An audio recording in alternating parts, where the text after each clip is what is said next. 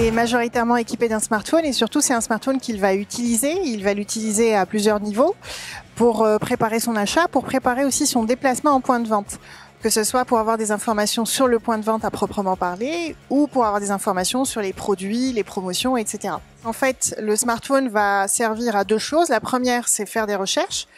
Donc en amont de cette visite en point de vente, quand on fait une recherche, il y en a à peu près 2/3 qui effectivement se rendent en point de vente pour effectuer un achat ou en tout cas concrètement ils se déplacent.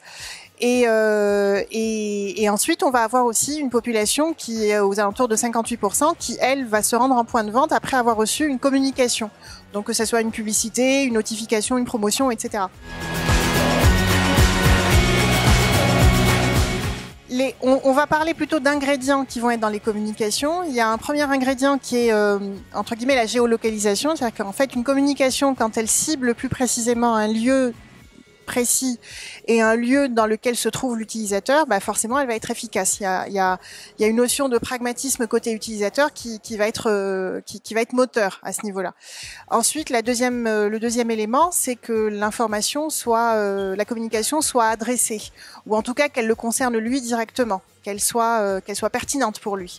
Et puis ensuite, on va avoir un troisième élément, et là c'est vraiment, j'ai envie de dire, c'est un basique, c'est que l'information ou la communication contienne une donnée qui lui soit bénéfique, que ce soit une promotion ou une offre spécifique, en tout cas quelque chose qui va être bénéfique pour l'utilisateur.